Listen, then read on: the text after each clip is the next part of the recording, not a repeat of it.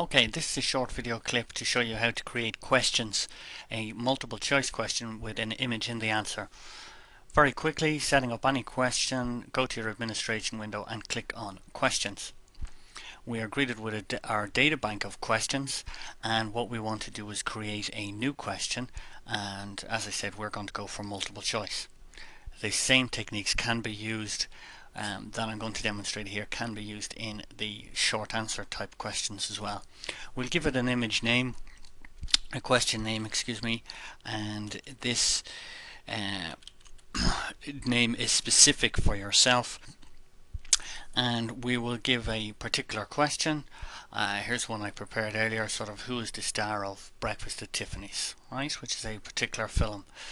As usual, you can insert an image to display here by clicking on your image to display. The arrow button that you're faced with is a drop down menu here, and you'll see it in this particular circumstance. The other option that's open to you is your default grade for the question, and indeed a penalty factor. That's if they get it wrong, are you going to take any marks away from them? You can fill in your general feedback form, and as a method of good practice, I would encourage people to give as much feedback to the students as often as possible on any quiz or question that they provide. Standard multiple choice, you can actually have it where one answer is allowed, or indeed multiple answers are allowed. I would recommend ticking the box which has shuffle the choices, which means that when the first student comes along, the answers are A, B and C, and the second student comes along, the answers are B, D and C and A, and so on. Just shuffling the choices about. You are greeted with a number of choices here. You have to choose 2 or more choices, and you can add in several choices. By default, you are given 5 choices. We will type in the first choice here, and we'll say, for example, it's Audrey Hepburn. Right? Now, that's how we'd go and create our standard question, our standard multiple choice question, and we'd add in another one, and we will say, for example, Sharon Stone, which we know wasn't the answer. If we wanted to leave it there, we would literally just scroll down the very bottom and click Save Changes, and that would create a standard MCQ.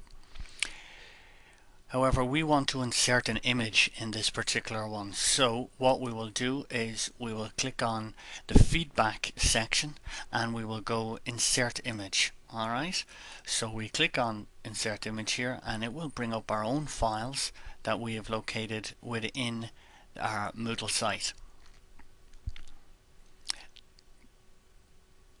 And I have some images saved here already, and I have one there on Audrey Hepburn, so I'll just click on that, and I will click on alternative text. You must fill in an alternative text, it won't allow you to progress otherwise. But this text is not significant. That's just needs to have an entry in that field. If you don't have a particular file available to you, you literally go to Browse, which is down the bottom here, find a file on your computer or in the internet and upload it to your files, and then you literally choose by clicking that particular file, the way I have done with Audrey Hepburn. So we'll click on OK.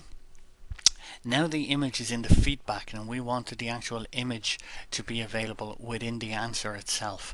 So the trick to this is you must click this second last button here, the toggle HTML source.